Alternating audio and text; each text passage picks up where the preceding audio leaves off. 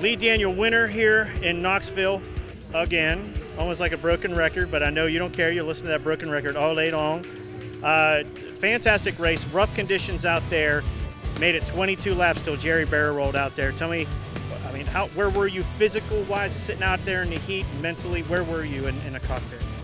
Well, I was just ready for it to start, and just so many delays, and you get rambunctious, and that's when you make mistakes. So luckily everything went our way. Mark pushed real hard off the start, and I stayed out in front, and he was pushing hard the whole race.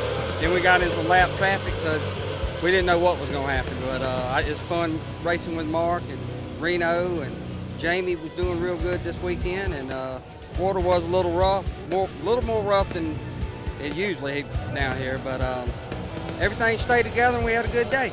Seemed like you moved through the back markers, got to like the top 5, ran into Dean and Jerry and Jamie. They weren't moving to it. They were holding their lane, but they weren't going to let you by. No, they wasn't. So I was just tiptoeing along.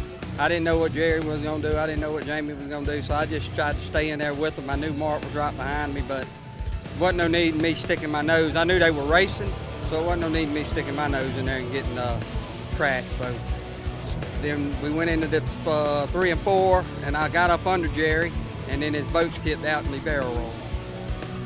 Whenever you start next to the red Budweiser 7, you know that if he gets you off the line, gets you at turn 3, he might get you for the whole race. Is there an extra feeling of trepidation with him next to you and your finger on that trigger ready to go? Every time. He's always, Mark's a good, hard driver, and he's always calculating in his mind to do something, how he's going to get you. And that's how he psychs you out, makes you make mistakes. So he's excellent at it, and every time he lines up beside me, left or right, it's always, we're going to do our best to make a good race. Let's talk about the sponsors and people that helped you get here. Who's your sponsor and who's on your crew? Goldmec Mechanical out of Augusta, Georgia. They sponsor me in custom machine and welding.